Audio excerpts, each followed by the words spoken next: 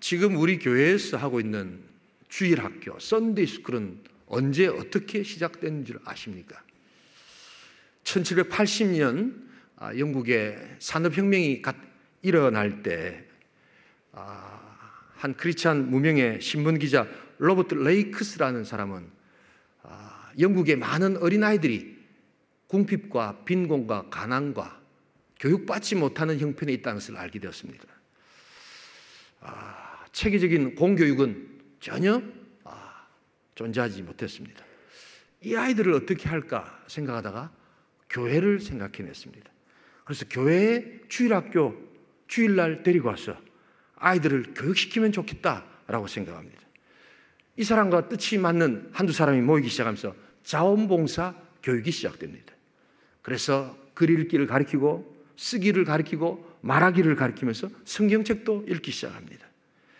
그러면서 불과 5년 만에 약 150만 명의 영국 아이들을 교회가 가르치기 시작합니다. 그리고 다음 세대의 비전을 가진 16만 명의 크리스찬들이 모여서 썬데이 스쿨을 만들어가기 시작했던 것입니다. 여러분, 이것이 미국으로 건너가서 다시 한국으로 오고 한국의 선교사들이 교회에서 썬데이 스쿨, 지금으로 말하는 주일 학교를 시작하게 된 출발입니다. 여러분, 그렇기 때문에 우리가 학교에서 영국의 산업혁명을 많이 이야기하고 배웠지만 이 영국의 산업혁명에 양질의 노동자들과 양질의 일할 일꾼들을 교회에서 보내줬다는 것을 아시는 분들은 많지 않습니다. 바로 이것이 썬데이 스쿨의 출발입니다. 오늘 스승의 주일, 다시 한 번 더 우리 주일학교를 해서 수고해 주시고 헌신하신 교사들에게 감사와 경의를 드립니다. 하나님 영광을 받아 주실 줄 믿습니다. 특별히 오랫동안 이렇게 근속하시면서 자녀들을 섬기고 또한 가르치는 우리 교사들, 특별히 또 가정에 있는 우리 부모로서의 교사들, 다시 한 번 더 감사드리고 계속해서 이런 귀한 근속하는 교사들이 우리 73년 된 온천교회 자산으로 계속해서 쌓일 수 있기를 주님의 이름으로 축복합니다. 신앙교육이 이념화되고 있습니다. 신앙교육이 세속화되고 있습니다. 이럴 때 다음 세대를 책임지는 우리 온천교회, 다음 세대를 책임지는 온천교회가 되기 위해서는 다음 세대의 책임을 가지고 눈물 흘리는 교사가 필요하다는 것을 여러분 알아야 합니다.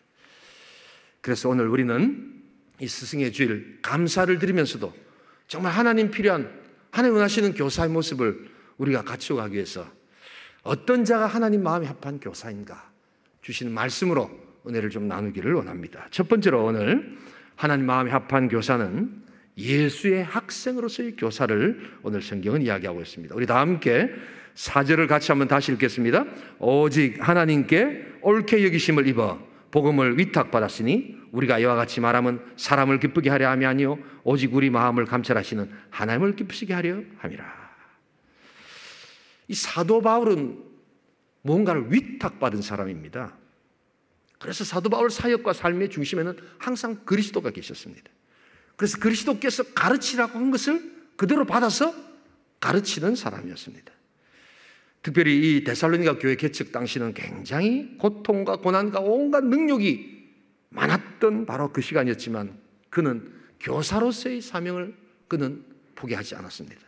그러나 그는 어떤 교사이든가 바로 예수의 학생으로서의 교사, 예수가 가르치는 것을 배워서 전하는 교사, 바로 그것이었음을 알아야 합니다. 그래서 항상 그 마음의 중심에는 사람을 기쁘려고 하는 게 아니라 하나님을 기쁘시게 하고 하나님이 전한 그 복음을 증가하는 바로 그것에 중심을 가졌다는 것입니다.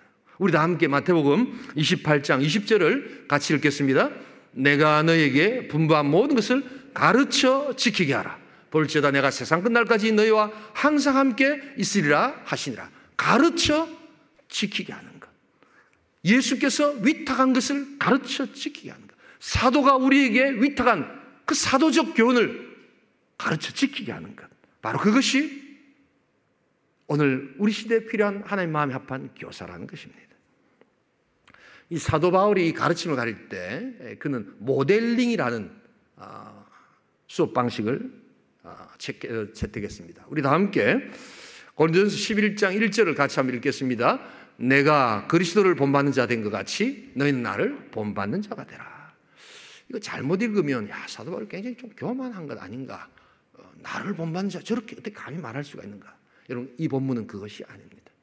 바로 쓰러지고 죄짓고 연약하고 자기도 실수가 많지만 그럼에도 불구하고 예수 그리스도를 향하여 예수 그리스도께서 주신 은혜로 다시 일어서고 예수 그리스도께서 주신 그 교훈을 한번 지키려고 몸부림치는 그 모습을 본받는 자가 되라라는 것입니다.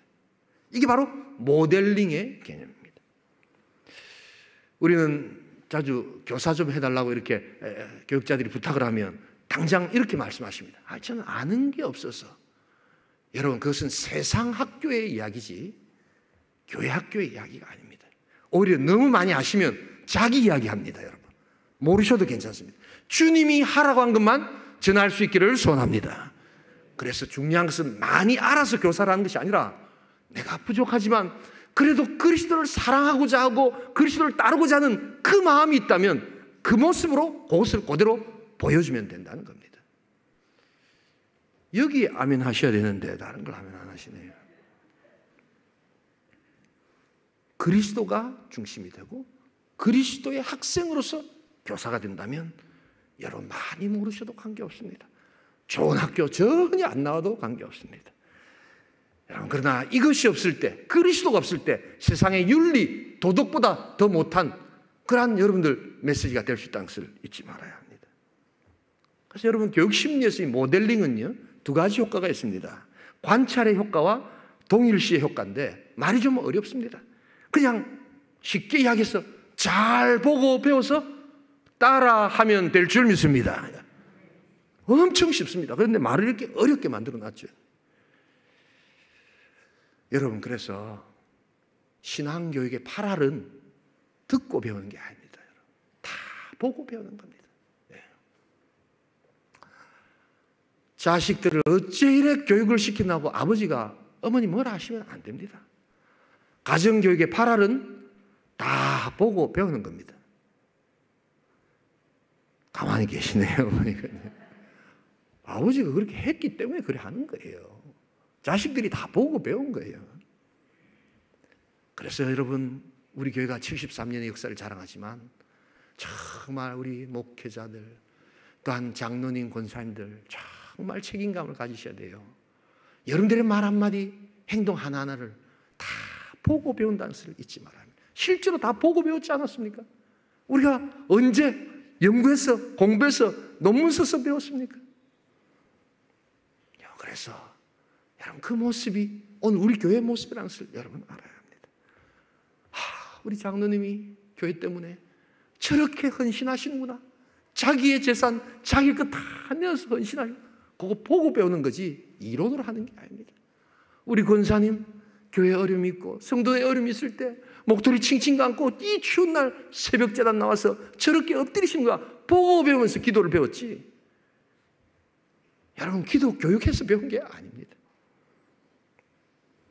맥스 루케이도라는 미국의 아주 베스트셀러 동화 작가가 있습니다. 그가 선생님이라는 작은 글에서 주님을 따르는 학생으로서의 교사의 두 가지 습관에 대해서 이야기를 합니다. 다른 게 아닙니다.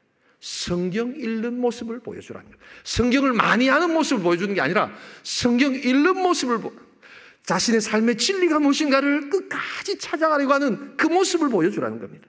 그리고 두 번째가 기도하는 모습을 보여주라는 겁니다.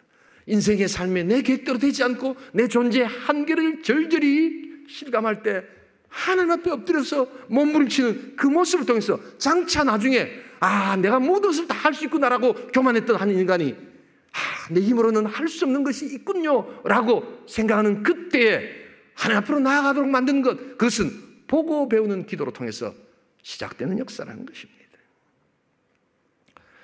여러분, 그래서 우리는 부지런히 배워야 될 줄 믿습니다. 여러분, 직분자들이 나는 됐다라고 생각할 때 여러분 아주 좋지 않은 교사가 된다는 것을 잊지 말아야 합니다. 철저히 배워야 합니다. 끝까지 배워야 합니다. 예수도 알기 원하네. 크고 넓은 은혜와 대속해 주시는 사랑을 간절히 알기 원하네. 딱 몇 년만 3년만 아니올시다. 딱 몇 년만, 10년만 아니올시다. 딱 내 권사할 때까지, 딱 내 장로할 때까지 아니올시다. 대속해 주시는 사랑을 간절히 알기원하네. 내 평생의 소원, 내 평생의 소원. 여러분, 바로 그것입니다. 나를 부르시는 그날까지 예수 더 알아가고 예수의 학생으로 아름다운 교사생활, 아름다운 모습을 남기시는 복된 공동체, 복된 교사 될 수 있기를 주님의 이름으로 축원합니다. 두 번째로 오늘 하나님 마음에 합한 교사는 예수의 학생으로서의 교사며, 두 번째로는 유모로서의 교사라는 것을 보여줍니다. 우리 다 함께 7절, 8절을 같이 한번 읽겠습니다. 우리는 그리스도의 사도로서 마땅히 권위를 주장할 수 있으나 도리어 너희 가운데서 유순한 자가 되어 유모가 자기 자녀를 기름과 같이 하였으니 우리가 이같이 너희를 사모하여 하나님의 복음뿐 아니라 우리의 목숨까지도 너희에게 주기를 기뻐함은 너희가 우리의 사랑하는 자 됨이라. 바울은 사도였습니다. 특별히 고린도 교회 같은 데서는 자기의 사도성이 부인당할 때 그는 강력하게 변호를 하죠. 왜냐하면 그것은 복음의 정체성과 관련이 있기 때문이었습니다. 그는 사도를 강하게 주장합니다. 그런데 오늘 이 데살로니가 교회 같은 데서는 오히려 자기의 사도성을 조용히 내려놓습니다. 그리고는 유순한 부모, 마치 여성성을 가진 어머니로서의 느낌을 가진 바로 그런 모습으로 교사로 그에게 찾아옵니다. 왜 유모였을까? 왜 젖부모였을까? 원래 부모는 하나님이 계시기 때문입니다. 그 하나님께서 그에게 위탁한 생명의 젖이 있기 때문입니다. 그것을 먹인다는 것입니다. 그래서 바로 이 사도 바울에게 있어서는 이 젖이 단순한 한 아이의 식량의 문제가 아니라 바로 생명을 살리는 생명이었다는 것을 그는 이야기합니다. 그래서 그는 바로 자신의 목숨을 주기까지 유모로서 이 아이를 키우겠다고 이야기합니다. 8절 제가 읽겠습니다. 우리가 이같이 너희를 사모하여 하나님의 복음뿐 아니라 우리의 목숨까지도 너희에게 주기를 기뻐함은 너희가 우리의 사랑하는 자 됨이라. 목숨까지도 너희에게 주기를 기뻐함은, 그게 바로 유모로서의 선생이었습니다. 여러분이 유모라는 것은 젖을 먹이는 부모지 않습니까? 그런데 유모는 동서 고금을 막론하고 부의 상징이었습니다. 왕실이나 잘 사는 집안에서 유모를 이렇게 들고 냈습니다. 그런데 여러분, 이 특별히 왕실 같은 데서는 이 유모는 단순히 젖부모로 끝나지 않았습니다. 그래서 스승의 역할까지도 감당했습니다. 그래서 동양 왕실 같은 데서는요, 유모를 유모라 부르지 않았습니다. 보모 이런 말도 하지 않았습니다. 자사다 이렇게 이야기를 합니다. 자기 자녀의 스승이다 이렇게 불렀습니다. 나고 11살, 12살까지 가장 그에게 영향을 미칠 수 있는 바로 그 사람이 유모였던 것입니다. 그래서 스승이었습니다. 아주 높임을 받았습니다. 바로 그러한 마음으로 사도 바울은 하나님의 백성, 하나님의 공동체, 교사로서 그 사명을 감당하겠노라고 이야기하는 것입니다. 여러분, 그러기에 우리 온천교회 역시 하나님의 복음을 받고 유모로서 자사에 하나님 주시는 그 역할과 은혜를 감당할 수 있기를 주님의 이름으로 축복합니다. 얼마나 중요한지 모릅니다. 여러분, 이것은 교회가 계속해 나가야 될 하늘의 역사입니다. 우리 사도행전 5장 42절 같이 읽겠습니다. 함께 사도행전 5장 42절 읽겠습니다. 그들이 날마다 성전에 있든지 집에 있든지 예수는 그리스도라고 가르치기와 전도하기를 그치지 아니하니라. 여러분, 우리 온천교회가 건강한 교회가 되기를 원하십니까? 그렇다면 꼭 필요한 것이 있습니다. 예수를 그리스도라 높일 수 있기를 소원합니다. 그리고 이 예수를 그리스도라 높이는 것 여기서 끝나지 않냐고 가르치고 전도하기를 그치지 않기를 주님의 이름으로 축원합니다.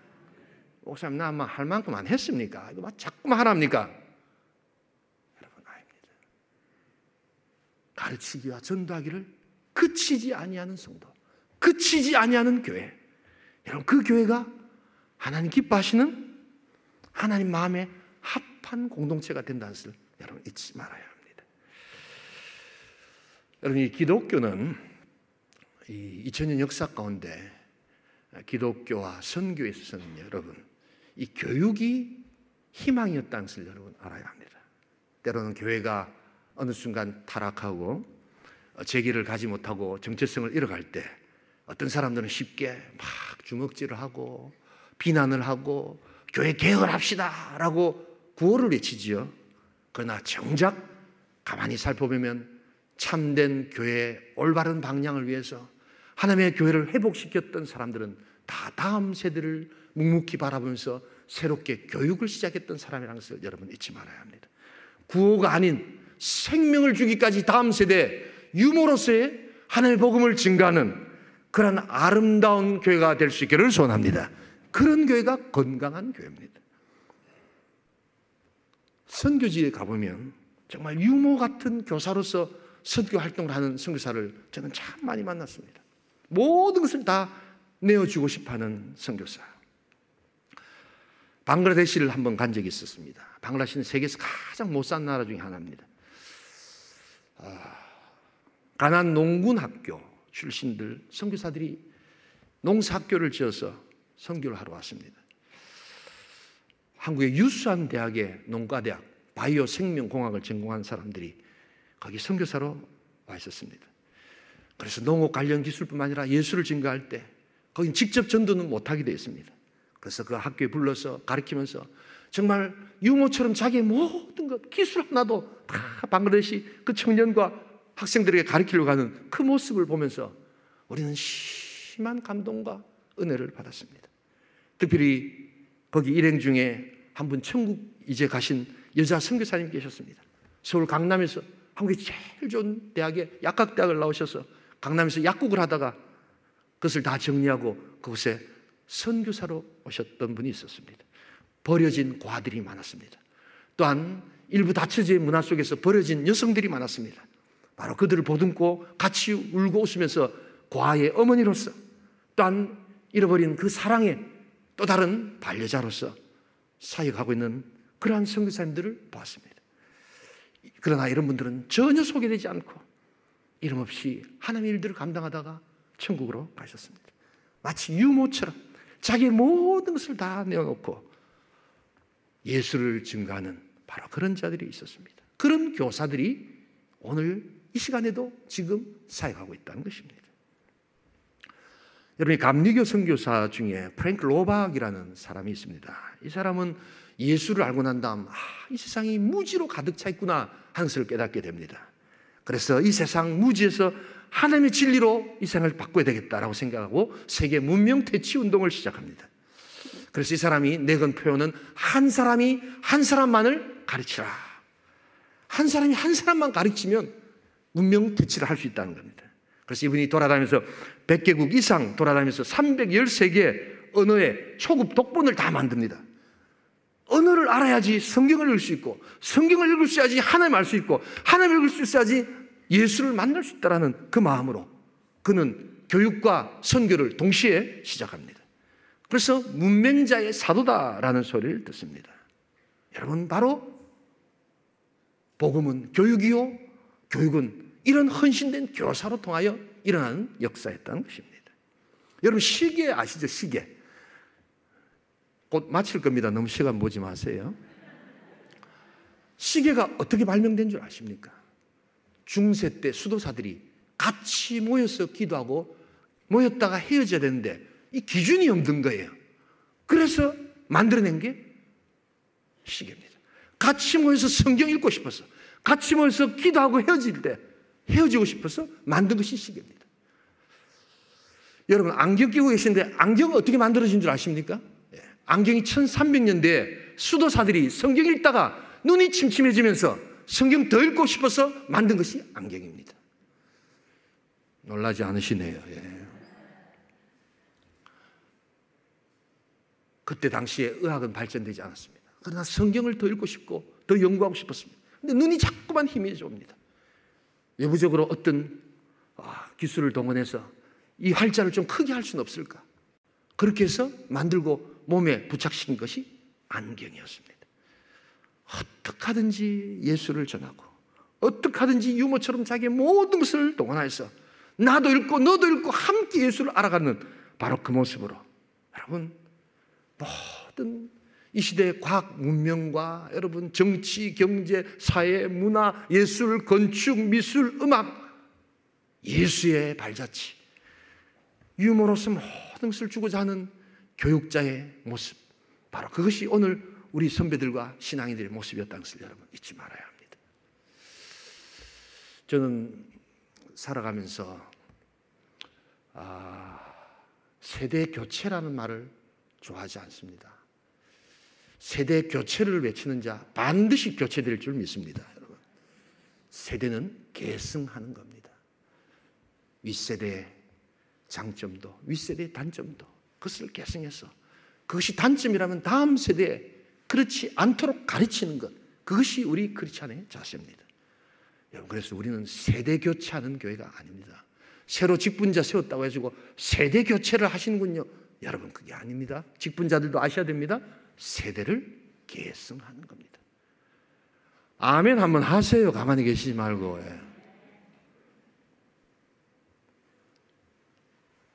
유머로서의 교사, 바로 그것을 하나님께서는 원하신다. 마지막 세 번째로 오늘 하나님 마음에 합한 교사는 예수의 학생으로서의 교사요, 두 번째로는 유머로서의 교사요, 세 번째로는 아비로서의 교사임을 보여줍니다. 11절 같이 한번 읽겠습니다. 너희도 아는 바와 같이 우리가 너희 각 사람에게 아버지가 자기 자녀에게 하듯 권면하고 위로하고 경계하노니. 아버지로서의 교사입니다. 아까 두 번째는 유모, 여성성을 가진 어머니의 마음이 있었다면 이제는 아비의 심정, 바로 권면하고 경책하고 위로해주는, 바로 어깨를 두드려주는 아버지의 모습이라는 것입니다. 여러분, 오늘 우리 시대에 이 아버지로서의 교사의 모습이 사라지고 있습니다. 아버지로서의 교사의 모습이 정죄당하고 있습니다. 그러나 성경은 여러분 이 아버지의 모습을 강조합니다. 우리 다 함께 디모데후서 3장 16절을 같이 한번 읽겠습니다. 함께 읽습니다. 모든 성경은 하나님의 감동으로 된 것으로 교훈과 책망과 바르게 함과 의로 교육하기에 유익하니. 여기서 책망과 바르게 한다는 것은 굽은 것을 이렇게 망치로 두들겨서 팬다, 이런 뜻입니다. 왜 굽어 있을까요? 인간은 타락한 본성이 있기 때문입니다. 죄악된 타락된 본성이 있기에 하나님 복음의 능력으로, 사랑으로, 소망으로 두드려 패지 않으면 제대로 되지 않는 것이 전제되어 있는데, 오늘 이러한 하나님의 말씀을 무시한 채 우리 교사들과 오늘 우리 시대의 교육은 두드리는 교육을 하지 않으려고 합니다. 인기 영합주의로 갑니다. 무책임하게 많은 사람들이 좋아하는 것이면 다 좋은 것으로 교육을 바꿉니다. 그러나 성경은 그렇게 이야기하지 않습니다. 교훈과 때로 책망과 바르게 함과 의로 교육하라고 말씀하십니다. 하나님의 진리의 말씀에 능력이 있을 줄 믿습니다. 너무나도 세속의 틀들이 강하게 우리를 찾아오기에 믿는 자들도 여기서 잘 헤어나지 못하고 있습니다. 그러나 여러분, 로마서 12장 2절에 어떤 말씀이냐? 너희는 이 세대를 본받지 말고 하나님의 뜻을 분별하라고 말씀하십니다. 그런데 이 세대를 본받지 말고라는 말을 미국의 필립스 번역이라는 성경에서는 어떻게 번역을 하냐? 굉장히 재미있게 번역을 해놨습니다. 세상이 너희를 세상의 틀 속으로 끼워 맞추지 못하도록 하라, 이렇게 되어 있습니다.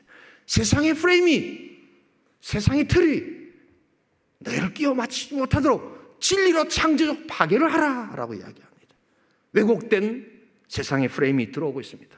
왜곡된 잘못된 사상들이 교회 교육까지 들어오고 있습니다. 크리스찬들도 그것에 굴복당하고 맙니다. 아비로서의 교사, 진리로서 대적할 수 있기를 주님의 이름으로 축복합니다.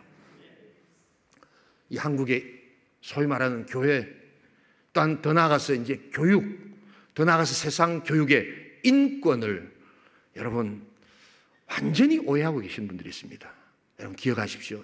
참된 인권은 하나님의 형상으로 지음받은 인생의 출발임을 기억할 수 있기를 소원합니다. 그래서 인권을 이야기하려면 하나님의 형상을 이야기해야 됩니다. 여기서부터 인권은 시작되는 겁니다. 그러나 이런 하나님의 형상 다 없앤 채 인권이라는 이름으로 교육을 황폐화시키는 세상의 틀들이 교회 안으로 들어오고 있습니다.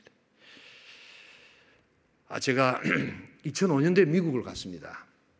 저희 딸이 중학교 1학년이었고 저희 아들이 고등학교 1학년이었습니다. 미국 휴스턴이라는데 텍사스는 굉장히 기독교가 아주 한 분위기인데도요. 학교가 그렇지 않더라고요. 제가 이제 서울에 있다가 갔다고 우리 당에서 저를 배려해 주셔가지고 학군 좋은 데로 이렇게 배정을 해 놓으셨다고요. 그래서 다름 아니라 그 안수 집사님이 저희 교회 사택에서 조금 가깝게 사는데 나중에 알게 됐는데 그 안수 집사님하고 저희 사택하고 그 카운티가 경계가 있는 거예요. 그런데 이 안수 집사님이 당에서 이렇게 장로님들이 우리 성준이하고 성아 그 좋은 학교 보내주라고 안수 집사님 집에다가 우리 자녀들을 이렇게 올려놓은 거예요. 쉽게 말하면 위장 전입을 해놓은 겁니다, 여러분. 제가 이게 가서 나중에 알게 됐습니다. 목사로서는 도저히 제가 용납이 안 됐습니다. 어떻게 위장 전입을 할 수 있나? 근데 당에서 장로님 찾아가지고 목사님 이 학교 안 보내고 목사님 우리 사택 있는 그곳에 학교 보내면 성진이 난리 납니다. 어떤 장로님은 좀 너무 심하게 총 맞아 죽을 수도 있습니다 이러더라고요. 그런데 실제로 총 맞아 죽을 수도 있습니다, 여러분. 그런데 제가 그럴 수 없습니다 해서 다시 우리 아이들 우리 집 정식 사택에다가 집어넣고 쉽게 말하면 일반 고등학교를 보낸 겁니다. 일반 고등학교. 그쪽에 있으면 미국 백인들이 모이는 학교는 굉장히 좋은 학교입니다. 장로님들이 그러지 말고 그럼 저 멀리 있는 미국에도 자사고라는 것이 있습니다. 거기를 보내는 게 어떻겠느냐 했는데 자사고는 또 돈이 또 들어갑니다. 그래서 그냥 일반 학교 보내겠습니다. 감사하게도 자녀들이 그걸 잘 따라줬습니다. 그런데 제가 거기서 소위 말하는 미국의 공교육이 얼마나 황폐해져 있는가 하는 것을 저는 5년 동안 목도했습니다. 진짜 총 맞아 죽겠더라고요. 마약이 학교에서 난무합니다. 마약을 갖다 팔고 사고 그냥 눈이 휑하게 누워 있습니다. 그리고 총도 막 팔고 합니다. 여자애들이 임신을 해가지고 낙태하고 출산하고 막 이런데도 선생님들은 한마디도 못하게 만들어놨습니다. 학생 인권 조례가 있기 때문입니다. 그래서 성적인 것은 자기 결정권이 지한테 있지 왜 선생님이 이래라 저래라 하느냐. 총을 팔든 마약을 팔든 그건 지가 알아서 하는 거지 왜 선생님이 자꾸만 관여하느냐. 법으로 그것을 싹 만들어 놓은 겁니다. 여러분, 이런 현장에서 정말 고통받고 있는 사람들이 누군 줄 아십니까? 정말 가난하고 어렵고 힘든 사람들, 여유 있고 돈 있는 사람들은 다 빼내서 다시 자사고 또한 이 사립학교 다 보내기 때문입니다. 학생들을 위해서 시작된 학생 인권 조례는 사실은 가장 고통받고 가난하고 어려운 자들이 눈물 흘리게 만드는 악법이라는 것을 그들은 이제 알았지만 돌이키기가 쉽지 않았습니다. 그러다가 제가 한국에 들어왔는데 보니까 한국에 갑자기 학생 인권 조례를 만들겠다고 난리를 피우면서 교회까지 찬성하는 사람들이 있고 교회 장로 목사들이 찬성하는 사람들이 있으면서 저는 도대체 아비로서의 교사, 정말 복음을 들고 있는 그 학생의 삶의 현장을 정말 공감하고 있는지 저는 심히 걱정이 되고 염려가 될 때가 많습니다. 관심도 없습니다. 내 아들이 여기 없으면 관계없겠지라고 생각하십니까? 여러분, 우리 하나님 안에서 아비로서의 교사의 모습을 가질 수 있기를 소원합니다. 아닌 것은 아니라고 이야기할 수 있어야 합니다. 여러분, 그런 현장에 여러분의 자녀를 보내시겠습니까? 저는 확신이 있었습니다. 그래도 거기 보낼 때 우리 교회 주일학교 교사들이 너무너무 좋았어요. 우리 주일학교 선생님들이 참 많이 지도를 해줬습니다. 그래서 그 험한 현장에서 마약하지 않고 총 맞아 죽지 않고 은혜로 우리 교사들이 도와주고 기도해서 잘 자랐습니다. 이때도 아멘 하시기 바랍니다. 예. 그게 주일학교, 그게 교회 능력입니다. 우리 아이가 제일 존경하는 선생님이 고등학교 때 자기 가르쳤던 반의 선생님이에요. 또한 중학교 때 자기를 도와준 교회 강도사님을 제일 좋아합니다. 지금 목사 됐는데 지금도 연락을 합니다. 우리 자녀들의 교육은 파라리 주일학교 교사였음을 우리 찬양할 수 있기를 소원합니다.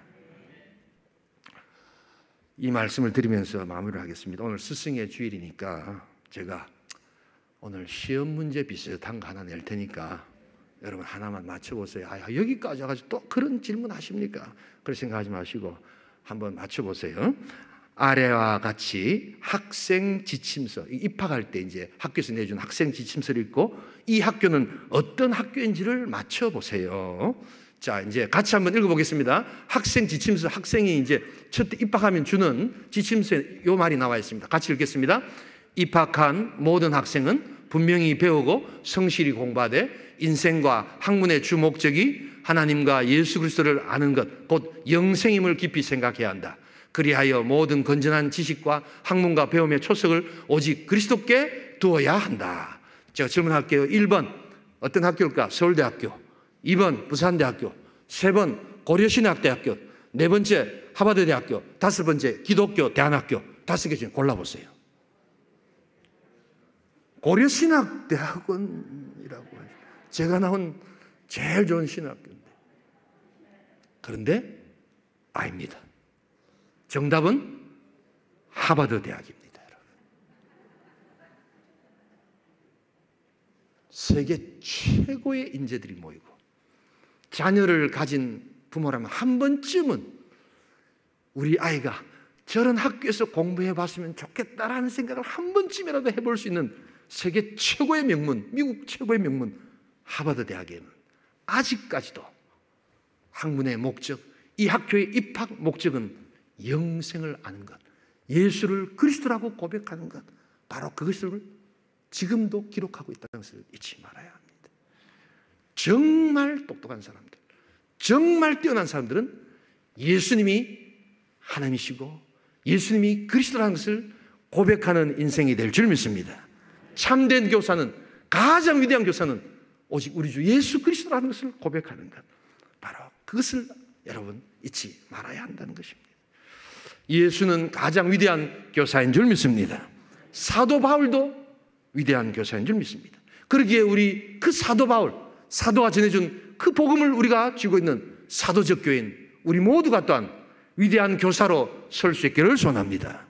예수 그리스도를 본받아 예수 그리스도를 증거하고 예수 그리스도를 나누는 다음 세대 자녀들에게 복음의 능력을 전수하는, 그래서 세대를 계승하는 하나님의 교회, 다음 세대를 책임지는 교회, 그 교사들이 오늘 우리에게 필요한 것입니다. 우리 온천교회가 이러한 다음 세대를 책임지고 이러한 교사들을 세워나가는 복된 공동체, 또한 하나님의 공동체 될 수 있기를 주님의 이름으로 축복합니다. 이 시간 한번 기도하기를 원합니다.